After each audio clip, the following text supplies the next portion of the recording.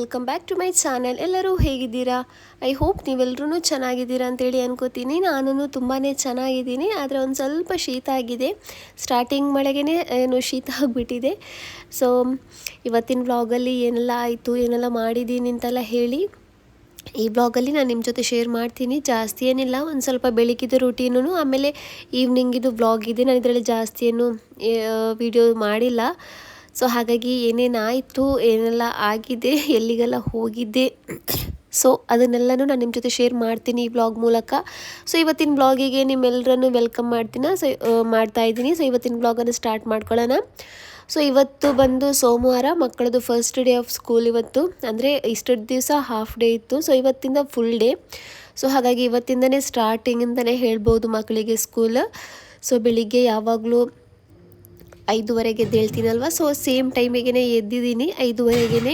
So ಇವತ್ತಿನ ಬ್ರೇಕ್ಫಾಸ್ಟಿಗೆ starting ದಿವಸ ಇವತ್ತು ಇಡ್ಲಿನೂ ಚಟ್ನಿ ಮಾಡ್ಕೊಳ್ಳೋಣ ಅಂತೇಳಿ ನಿನ್ನೆನೇ ರಾತ್ರಿನೇ ರುಬ್ಕೊಂಡು ಇಟ್ಟಿದ್ದೆ ಇಡ್ಲಿಗೆ. ಸೊ ಇವಾಗ ಇಡ್ಲಿ ಮಾಡ್ಕೊಳ್ಳೋಣ ಅಂತೇಳಿ ತುಂಬ ದಿವಸ ಆಗಿಬಿಟ್ಟಿತ್ತು ಇಡ್ಲಿ ಮಾಡಿಲ್ಲ. ಸೊ ಹಾಗಾಗಿ ಇಡ್ಲಿ ಪಾತ್ರೆನೂ ಸ್ವಲ್ಪ ಧೂಳಾಗ್ಬಿಟ್ಟಿತ್ತು. ಸೊ ಫಸ್ಟಿಗೆ ಅದನ್ನೆಲ್ಲ ತೊಳೆಯೋಣ ಅಂತೇಳಿ ಇವಾಗ ಅದನ್ನು ತೊಳಿತಾ ಇದ್ದೀನಿ. ಮಗಳೂ ಎದ್ದಿದ್ದಾಳೆ, ಅವಳು ರೆಡಿ ಆಗ್ತಾ ಇದ್ದಾಳೆ ಮದ್ರಸಕ್ಕೆ ಅಂತೇಳಿ. ಸೊ ಫಸ್ಟಿಗೆ ಇದನ್ನು ನಾನು ವಾಶ್ ಮಾಡಿ ತೆಗಿತೀನಿ.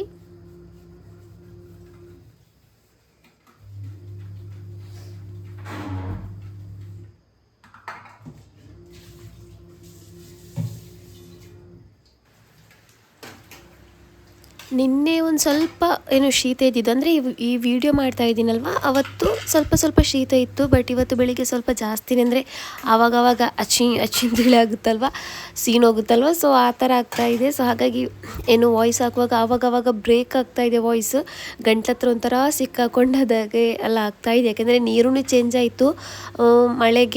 ಮಳೆ ನೀರು ಬಾವಿ ಹೋಗುತ್ತೆ. ಸೊ ಆ ನೀರೆಲ್ಲ ಕುಡಿಯೋದ್ರಿಂದ ನೀರು ಚೇಂಜ್ ಆಗಿ ಎಲ್ಲ ಒಂದೊಂದು ಸಲ ಶೀತ ಆಗುತ್ತೆ. ಸೊ ಇವಾಗ ನಾನಿಲ್ಲಿ ಇಡ್ಲಿ ಪಾತ್ರೆ ಎಲ್ಲ ತೊಳೆದಿಟ್ಟಿದ್ದೀನಿ. ಹಾಗೆಯೇ ಇಲ್ಲಿ ಮಗಳೂ ಮದ್ರಸಕ್ಕೆ ರೆಡಿ ಆಗಿದ್ದಾಳೆ. ನನಗೆ ಕರ್ಕೊಂಡು ಹೋಗೋದಕ್ಕಾಗಲ್ಲ, ಯಾಕೆಂದರೆ ಒಂದೇ ಕೊಡೆ ಇರೋದು. ಅವಳು ಹೋದಿ ಅಲ್ಲ ಅರ್ಧ ತನಕ ಬಿಟ್ಟು ಆಮೇಲೆ ವಾಪಸ್ ನನಗೆ ಬರುವಾಗ ಕೊಡೆ ಇರಲ್ಲ. ಸೊ ಅದಕ್ಕೋಸ್ಕರ ಅವಳನ್ನೇ ಕಳ್ಸೋಣ ಅಂತೇಳಿ. ತುಂಬಾ ಜೋರಾಗಿ ಮಳೆ ಬರ್ತಾ ಇದೆ.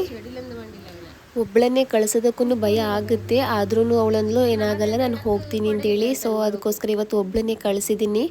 ಸೊ ಅಲ್ಲಿ ಹೋಗೋ ತನಕ ನೋಡ್ತಾ ಇದ್ದೆ, ಯಾಕೆಂದರೆ ಕೊಡೆ ಒಂದೇ ಇದ್ದಿದ್ದು. ಹಾಗಾಗಿ ಅವಳನ್ನ ನಾನಲ್ಲಿ ಮಾಡಿ ಬರುವಾಗ ನಾನು ಒದ್ದೆ ಹಾಕ್ತೀನಿ. ಸೊ ಅದಕ್ಕೋಸ್ಕರ ನಾನಂದೆ ನೀನು ಒಬ್ಬಳೇ ಹೋಗು, ಹುಷಾರಾಗಿ ಹೋಗು ಅಂತೇಳಿ. ಮಕ್ಳು ಇರ್ತಾರೆ, ಆ ಥರ ಭಯ ಏನಾಗಲ್ಲ. ಭಯ ಒಂದೇ ಏನಂದರೆ ನಾಯಿದೊಂದು ಭಯ ಆಗುತ್ತೆ ಅಷ್ಟೇ. ಸೊ ಹಾಗಾಗಿ ನಮ್ಮ ಅಪ್ಪ ಅಂತೂ ಒಬ್ಬಳನ್ನ ಕಳಿಸೋದಕ್ಕೇ ಬಿಡಲ್ಲ. ಸೊ ಅದಕ್ಕೋಸ್ಕರ ನಿಂತ್ಕೊಂಡು ನೋಡ್ತಾ ಇದ್ದೆ ನಾನು. ಸೊ ಫೈನಲ್ ಆಗಿ ಅವಳು ಹೋದ್ಲು. ಎಲ್ಲಿ ತನಕ ಕಾಣಿಸ್ತಾಳೆ ಅಲ್ಲಿ ತನಕ ನಿಂತ್ಕೊಂಡು ನೋಡಿದೆ, ನಂತರ ಹೋದ್ಲವಳು. ಸೊ ಇವಾಗ ಇಡ್ಲಿ ಹಾಕೋಣ ಅಂತೇಳಿ ತುಂಬಾ ಚೆನ್ನಾಗಿ ಹಿಟ್ಟು ಉಬ್ಬಿ ಬಂದುಬಿಟ್ಟಿತ್ತು. ತುಂಬಾ ಚೆನ್ನಾಗಿ ಬಂದಿತ್ತು. ಇಡ್ಲಿನೂ ತುಂಬಾ ಸಾಫ್ಟ್ ಆಗುತ್ತೆ ಈ ಥರ ಚೆನ್ನಾಗಿ ಉಬ್ಬಂದರೆ. ಈ ಥರ ಜಾಸ್ತಿಯಾಗಿ ಮಿಕ್ಸ್ ಮಾಡ್ಕೋಬಾರ್ದು. ಈ ಥರ ಉಬ್ಬಿ ಬಂದಿರುತ್ತಲ್ವ, ಅದನ್ನು ಜಾಸ್ತಿಯಾಗಿ ಮಿಕ್ಸ್ ಮಾಡಿಕೊಂಡ್ರೆ ಅಷ್ಟೊಂದು ಚೆನ್ನಾಗಿ ಬರಲ್ಲ ಇಡ್ಲಿ. ಈ ಥರ ಹಾಗೆಯೇ ಹಾಕಿದರೆ ತುಂಬ ಚೆನ್ನಾಗಿ ಬರುತ್ತೆ. ಸೊ ಹಾಗೆಯೇ ಇಲ್ಲಿ ಹೊರಗಡೆ ಬಟ್ಟೆನೂ ವಾಶಿಗೆ ಹಾಕಿದ್ದೀನಿ, ಅಂದರೆ ಮಿಷಿನ್ಗೆ ಬಟ್ಟೆನೂ ಹಾಕಿದ್ದೀನಿ. ಇವಾಗಂತೂ ಮಳೆ ಅಲ್ವಾ, ಬಟ್ಟೆ ಅಂತೂ ಒಣಗಲ್ಲ. ಸೊ ಡೈಲಿ ಎಷ್ಟು ಬಟ್ಟೆ ಆಗುತ್ತೋ ಅಷ್ಟು ತೊಳಿತಾ ಇದ್ದರೆ ಸ್ವಲ್ಪ ಬೆಳಿಗ್ಗಿಂದ ಸಂಜೆ ತನಕ ಹೊರಗಡೆ ರ್ಯಾಕಿಗೆಲ್ಲ ಹಾಕಿರ್ತೀನಿ, ಆಮೇಲೆ ಫ್ಯಾನಿಗೆ ಹಾಕ್ತೀನಿ, ಆವಾಗ ಒಂದು ಸ್ವಲ್ಪ ಒಣಗುತ್ತೆ. ಸೊ ಹಾಗಾಗಿ ಬಟ್ಟೆನೂ ವಾಶಿಗೆ ಹಾಕಿದ್ದೀನಿ. ಇವಾಗ ಇಡ್ಲಿನ ಹಾಕೋತಾ ಇದ್ದೀನಿ.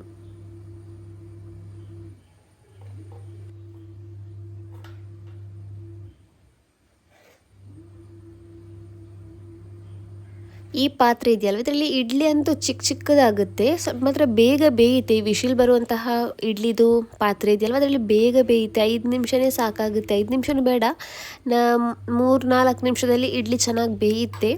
ಹಾಗೆ ಬಟ್ ಚೆನ್ನಾಗಿ ಕಾಣಿಸುತ್ತೆ, ಚಿಕ್ಕದಾಗಿ ಚೆನ್ನಾಗಿ ಕಾಣಿಸುತ್ತೆ. ಬಟ್ ಜಾಸ್ತಿ ಸಲ ಹಾಕೋಬೇಕು, ಅದೇ ಒಂದು ಕೆಲಸ. ಯಾಕಂದರೆ ಇಡ್ಲಿ ಒಂದೊಂದು ಸಲ ಚೆನ್ನಾಗಿ ಎದ್ದು ಬರಲ್ಲ, ಒಂದೊಂದು ಸ್ವಲ್ಪ ಪಾತ್ರೆಗಳು ಅಂದ್ಕೊಳ್ಳುತ್ತೆ, ಅದನ್ನೆಲ್ಲ ಕ್ಲೀನ್ ಮಾಡ್ಕೋಬೇಕು, ಆಮೇಲೆ ಇಡ್ಲಿ ಹಾಕ್ಕೋಬೇಕು. ಅದೊಂಥರ ರಗಳೆ ಥರ ಆಗುತ್ತೆ ಅಷ್ಟೇ.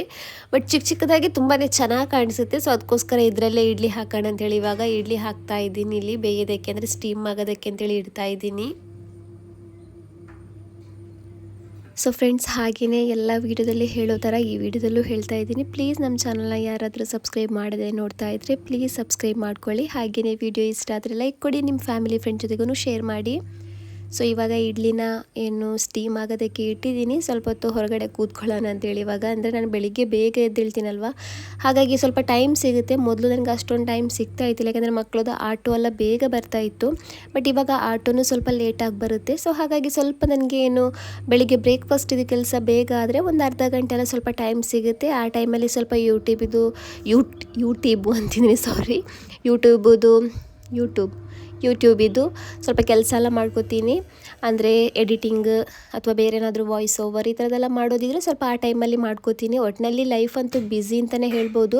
ಇವಾಗ ಒಂದು ಸ್ವಲ್ಪ ಫ್ರೀ ಇದೆ, ಯಾಕಂದರೆ ಮಕ್ಕಳಿಗೆ ಸ್ಕೂಲಂತೂ ಸಂಜೆ ತನಕ ಆಗಿಬಿಟ್ಟಿದೆ. ಹಾಗಾಗಿ ಸ್ವಲ್ಪ ಫ್ರೀ ಇದೆ. ಬೆಳಿಗ್ಗೆ ಬ್ರೇಕ್ಫಾಸ್ಟಿಗೆ ಏನಾದರೂ ಮಾಡಿರ್ತೀನಲ್ವ, ಸೊ ಅದೇ ಮಧ್ಯಾಹ್ನ ಲಂಚಿಗೆ ನಮಗೆ ಸಾಕಾಗುತ್ತೆ.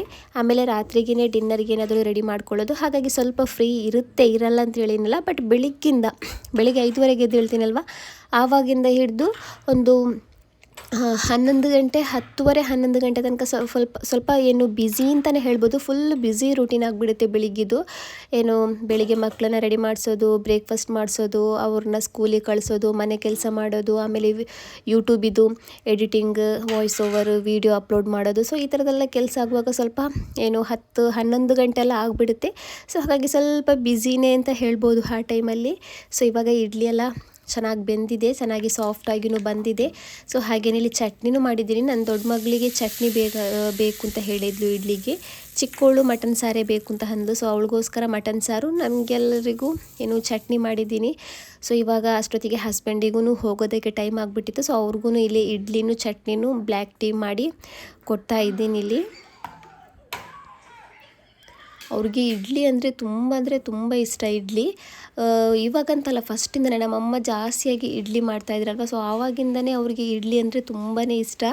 ಸೊ ಅದಕ್ಕೋಸ್ಕರ ಇಡ್ಲಿ ಅಂದರೆ ಬೆಳಿಗ್ಗೆ ಅಷ್ಟೊಂದು ಬ್ರೇಕ್ಫಾಸ್ಟ್ ಏನು ತಿನ್ನಲ್ಲ, ಒಂದೊಂದು ಸಲ ಮಾತ್ರ ತಿಂದ್ಕೊಳ್ಳೋದು. ಬಟ್ ಇವತ್ತು ಸ್ವಲ್ಪ ಇಡ್ಲಿ ಆಗಿರೋದ್ರಿಂದ ಸ್ವಲ್ಪ ತಿಂದ್ಕೊಂಡ್ರು ಅವರು. ಸೊ ಅವರೂ ಡ್ಯೂಟಿಗೆ ಹೋದರು. ಅಷ್ಟೊತ್ತಿಗೆ ಮಕ್ಕಳು ಟೈಮ್ ಆಗಿಬಿಟ್ಟಿತ್ತು. ಸೊ ಅವ್ರನ್ನೆಲ್ಲ ಬೇಗ ರೆಡಿ ಮಾಡಿಸಿ ಅವ್ರನ್ನೂ ಇವಾಗ ಸ್ಕೂಲಿಗೆ ಕಳಿಸ್ತಾ ಇದ್ದೀನಿ ಇಲ್ಲಿ. ಅದಕ್ಕೆ ಏದು ಲೂಸು ಅದ ಬಾಟ್ಲ್ ஒரு ಸೈಡ್ ವೀಶ್ ಅದಕ್ಕೆ ನಾನು ಉಳ್ಗ ಬೇಕಂಟದು ஒரு ಸೈಡ್ ಉಳ್ಗದ್ದು ಬೇಕಟ ವಾಟರ್ ಬಾಟ್ಲ್ ಇಲ್ಲ ನೋಕಲ್ದು ஒரு ಸೈಡ್ಗೆ ಮಾಲ್ಡ್. ಸೊ ಇವಾಗ ಮಕ್ಕಳು ಎಲ್ಲ ಸ್ಕೂಲಿಗೆಲ್ಲ ಹೋಗಾಯಿತು. ಮನೆ ಕೆಲಸ ಎಲ್ಲ ಇವಾಗ ಕಂಪ್ಲೀಟ್ ಆಗಿದೆ. ಸೊ ಮೊನ್ನೆ ಮರ ಬಿದ್ದಿತ್ತಲ್ವ, ಸೊ ಅದು ಇವಾಗ ಕಟ್ ಮಾಡೋದಕ್ಕೆ ಅಂತೇಳಿ ಇಲ್ಲಿ ಲೈನ್ ಮ್ಯಾನ್ ಅವರು ಬಂದಿದ್ದಾರೆ. ಸೊ ಅವರು ಇಲ್ಲಿ ಕಟ್ ಮಾಡಿ ತಗೋತಾ ಇದ್ದಾರೆ. ಅವ್ರಿಗೂ ತುಂಬಾ ಭಯ ಆಗ್ತಾಯಿದೆ, ಯಾಕಂದರೆ ಮಳೆ ಟೈಮ್ ಅಲ್ವ, ಇವಾಗ ಎಲ್ಲ ಕಂಬಗಳಲ್ಲೆಲ್ಲ ಶಾಕ್ ಇರುತ್ತೆ. ಈ ಥರ ಮರಗಳನ್ನು ಮುಟ್ಟೋದಕ್ಕೂ ಭಯ ಆಗುತ್ತೆ, ಅದರಲ್ಲೂ ಶಾಕ್ ಇರುತ್ತೆ ಅಂತೇಳಿ. ಸೊ ಫೈನಲಾಗಿ ಇವಾಗ ಕಟ್ ಮಾಡಿಲ್ಲ ತಗೊಂಡಿದ್ದಾರೆ. ಅವ್ರು ಕಟ್ ಮಾಡಿ ತಗೊಳ್ಳುವಾಗ ರೋಡಿದು ಲೈಟ್ ಇದೆಯಲ್ವ, ಅದೂ ಬೆಂಡ್ ಆಗಿಬಿಟ್ಟಿದೆ. ಅಂದರೆ ಅವರು ಅದನ್ನು ಸರಿ ಮಾಡೋದಕ್ಕೂ ಹೋಗಿಲ್ಲ. ಕರೆಂಟ್ ಇರ್ಬೋದು ಏನೋ ಗೊತ್ತಿಲ್ಲ, ಬಟ್ ಸರಿ ಮಾಡೋಕ್ಕೆ ಹೋಗಿಲ್ಲ. ಅದು ಈ ಥರ ಇತ್ತು, ಅದೊಂಥರ ಬೆಂಡಾಗಿ ಕೆಳಗಡೆಗೆ ಡೌನ್ ಆದಾಗಿದೆ. ಸೊ ಅದನ್ನು ಅವರು ಸರಿ ಮಾಡಿಲ್ಲ. ಹಾಗೆಯೇ ಎಳ್ನೀರಿದು ಗಂಜಿ ಇತ್ತು. ಸೊ ಅದನ್ನು ಇಲ್ಲಿ ತಿಂತಾಯಿದ್ದೀನಿ. ನನ್ನ ತಂಗಿ ಡೈಲಿ ಎಳ್ನೀರು ಕುಡಿತಾಳಲ್ವ, ಸೊ ಅದ್ರದ್ದು ಗಂಜಿ ಇತ್ತು. ಸೊ ಅವಳು ನನಗೂ ಕೊಟ್ಲು ಒಂದು ಸ್ವಲ್ಪ, ಅದನ್ನು ನಾನು ತಿಂತಾಯಿದ್ದೀನಿ. ಹಾಗೆಯೇ ಇವಾಗ ಮಳೆ ಟೈಮ್ ಆಗಿರೋದ್ರಿಂದ ಏನಾದರೂ ಬಿಸಿಯಾಗಿ ಕುಡಿಯೋಣ ಅಂತೇಳಿ ತುಂಬಾ ಆಸೆ ಆಗುತ್ತೆ. ಬಟ್ ಮಾಡೋದಕ್ಕೊಂಥರ ಉದಾಸೀನ, ಒಂದು ಸ್ವಲ್ಪ ಟೈಮ್ ಸಿಗೋದು, ಕೆಲಸ ಮಾಡಿ ಫುಲ್ಲು ಟಯರ್ಡ್ ಆಗಿರ್ತೀವಿ. ಆಮೇಲೆ ಏನಾದರೂ ಮಾಡಬೇಕಲ್ವ ಅಂತೇಳಿ ತುಂಬಾ ನನಗಂತೂ ಉದಾಸೀನ ಆಗಿಬಿಡುತ್ತೆ. ಆದ್ರೂ ಇವಾಗ ಮಳೆ ಟೈಮ್ ಆಗಿರೋದ್ರಿಂದ ಸ್ವಲ್ಪ ಏನಾದರೂ ಬಿಸಿ ಮಾಡಿ ಕುಡಿಯೋಣ ಅಂತೇಳಿ ಒಂದೊಂದು ಸಲ ಆಸೆ ಆಗುತ್ತೆ. ಸೊ ಅದಕ್ಕೋಸ್ಕರ ಇವತ್ತು ಮೊನ್ನೆ ಪಾಯಸ ಮಾಡಿದ್ದೆ. ಸೊ ಇವತ್ತು ಏನು ಶಾವಿಗೆ ಮಾಡಿದೆ, ಶೀರ್ ಕುರ್ಮಾ ಅಂತಾರಲ್ವ, ಸೊ ಸಿಂಪಲಾಗಿ ಮಾಡಿರೋದು, ಜಾಸ್ತಿ ಏನು ಫ್ಯಾನ್ಸಿಯಾಗಿ ಏನು ಮಾಡಿಲ್ಲ. ಸಿಂಪಲಾಗಿ ಮಿಕ್ಸಿ ಜಾರಿಗೆ ಬಾದಾಮು, ಪಿಸ್ತಾ, ಆಮೇಲೆ ಏಲಕ್ಕಿ ಇದೆಲ್ಲ ಹಾಕಿ ಚೆನ್ನಾಗಿ ಗ್ರೈಂಡ್ ಮಾಡಿ ಹಾಲಿಗೆ ಹಾಕಿ ಏನು ಶಾವಿಗೆ ಇದೆಯಲ್ವ ಅದನ್ನು ಹಾಕಿರೋದಷ್ಟೇ. ಡ್ರೈ ಫ್ರೂಟ್ಸ್ ಏನೂ ಹಾಕಿಲ್ಲ, ಅದೇ ಹಾಕಿದ್ದೀನಿ, ಅದೇ ಪೌಡರ್ ಮಾಡಿ ಹಾಕಿದ್ದೀನಲ್ವ, ಅದೇ ಒಗ್ಗರಣೆ ಕೊಟ್ಟು ಈ ಥರ ಏನೂ ಮಾಡಿಲ್ಲ, ಸಿಂಪಲಾಗಿಯೇ ಮಾಡಿರೋದು. ಈ ಥರ ಚಳಿ ಆಗುವಾಗ ಸ್ವಲ್ಪ ಚೆನ್ನಾಗಾಗುತ್ತೆ ಅಂತೇಳಿ ಕುಡಿಯೋದಕ್ಕೆ. ಸೊ ಹಾಗೆಯೇ ಇನ್ನೊಂದು ವಿಷಯ ಏನಂದರೆ, ನನ್ನ ಸಬ್ಸ್ಕ್ರೈಬರ್ಸ್ಗೆ ನಾನು ತುಂಬಾ ಥ್ಯಾಂಕ್ಸ್ ಹೇಳ್ತೀನಿ. ಯಾಕೆಂದರೆ ಒಂದೊಂದು ಸಲ ನಂದು ವೀಡಿಯೋ ಹಾಕೋದು ಲೇಟ್ ಆಗಿಬಿಡುತ್ತೆ. ಅಂದರೆ ನಾನು ಡೈಲಿ ವೀಡಿಯೋಸ್ ಆಲ್ಮೋಸ್ಟ್ ಹಾಕೋತೀನಿ, ಒಂದೊಂದು ಸಲ ಮಿಸ್ ಆಗುತ್ತೆ, ವೀಡಿಯೋಸ್ ಹಾಕೋದಕ್ಕಾಗಲ್ಲ, ಒಂದೊಂದು ಸಲ ಸ್ವಲ್ಪ ಲೇಟ್ ಆಗುತ್ತೆ. ನಿನ್ನೆ ಯಾಕೆ ಲೇಟ್ ಆಗಿರೋದಂದರೆ ನಂದು ವೀಡಿಯೋ ಎಡಿಟಿಂಗ್ ಎಲ್ಲ ಕಂಪ್ಲೀಟ್ ಆಗಿಬಿಟ್ಟಿತ್ತು, ಬಟ್ ಅಪ್ಲೋಡ್ ಆಗ್ತಾ ಯೂಟ್ಯೂಬಿಗಲ್ಲ, ಅದನ್ನು ಡೌನ್ಲೋಡ್ ಮಾಡ್ಕೋತೀವಲ್ವ, ಸೊ ಅದು ಆಗ್ತಾನೇ ಇಲ್ಲ. ತುಂಬಾ ಕಷ್ಟ ಆಯಿತು. ಆಮೇಲೆ ಅದನ್ನು VN ಆ್ಯಪನ್ನು ಡಿಲೀಟ್ ಮಾಡಿ ವಾಪಸ್ ಅಪ್ಲೋಡ್ ಮಾಡಿ ಅಂದರೆ ಡೌನ್ಲೋಡ್ ಮಾಡಿ ಆಮೇಲೆ ವೀಡಿಯೋಗೆ ವಾಯ್ಸ್ ಓವರ್ ವೀಡಿಯೋ ಎಡಿಟಿಂಗ್ ಎಲ್ಲ ಮಾಡಿ ನಂತರ ಹಾಕಿರೋದು. ಸೊ ಹಾಗಾಗಿ ತುಂಬಾ ಲೇಟ್ ಆಯಿತು ವೀಡಿಯೋ ಬರೋದು. ಸೊ ಒಂದೊಂದು ಸಲ ಲೇಟ್ ಆದಾಗ ತುಂಬ ಜನ ಕೇಳ್ತಾರೆ, ಯಾಕೆ ಇನ್ನೂ ವೀಡಿಯೋಸ್ ಬಂದಿಲ್ಲ, ಯಾಕೆ ವೀಡಿಯೋ ಹಾಕಿಲ್ಲ ಇವತ್ತು, ಡೈಲಿ ವೀಡಿಯೋಸ್ ಹಾಕಿ, ಲಾಂಗ್ ವೀಡಿಯೋಸ್ ಹಾಕಿ ಅಂತೆಲ್ಲ ಹೇಳಿ. ತುಂಬಾ ಖುಷಿ ಆಗುತ್ತೆ. ಎಲ್ರಿಗೂ ತುಂಬಾ ಥ್ಯಾಂಕ್ಸ್ ಹೇಳ್ತೀನಿ. ಸೊ ಹಾಗೇನೆ ನಂತರ ನಾನು ವೀಡಿಯೋಸೇ ಮಾಡಿಲ್ಲ. ಇದು ಇವಾಗ ಸಾಯಂಕಾಲ ಟೈಮಲ್ಲಿ ಮಾಡ್ತಾ ಇರೋದು. ನನಗೊಬ್ಬರು ಸಬ್ಸ್ಕ್ರೈಬರ್ ಹೇಳಿದರು, ನಿಮಗೆ ಕೊಡೆ ನಿಮಗೆ ತೊಕೊಟಲ್ಲಿ ಮಿನಿ ಮ್ಯಾಜಿಕ್ ಇದೆಯಲ್ವ, ಸೊ ಅಲ್ಲಿ ಸಿಗುತ್ತೆ ಚೆನ್ನಾಗಿರೋದಲ್ಲ, ಸೊ ಒಂದು ಸಲ ಹೋಗಿ ಅಲ್ಲಿ ವಿಸಿಟ್ ಮಾಡ್ಕೊಂಡು ನೋಡಿ ಅಂತೇಳಿ. ನಾನು ತುಂಬಾ ಹತ್ತಿರ ಇದ್ರೂ ನಾನು ಒಂದು ಸಲನೂ ವಿಸಿಟ್ ಮಾಡೇ ಇಲ್ಲ ಮಿನಿ ಮ್ಯಾಜಿಕ್ಕಿಗೆ. ಹೋಗಬೇಕು ಅಂತೇಳಿ ಅನ್ಕೋತಾ ಇದೆ, ಬಟ್ ಹೋಗೇ ಇಲ್ಲ ಒಂದು ಸಲನೂ. ಸೊ ಇವತ್ತು ಅವರು ಹೇಗೂ ಹೇಳಿದಾರಲ್ವ, ನೋಡೋಣ ಹೋಗಿ ಬರೋಣ ಅಂತೇಳಿ. ಹಾಗೆಯೇ ಹಸ್ಬೆಂಡಿಗಂತೂ ಕಣ್ಣು ತುಂಬಾ ಪೇಯ್ನ್ ಆಗ್ತಾಯಿತ್ತು ಅವರಿಗೆ.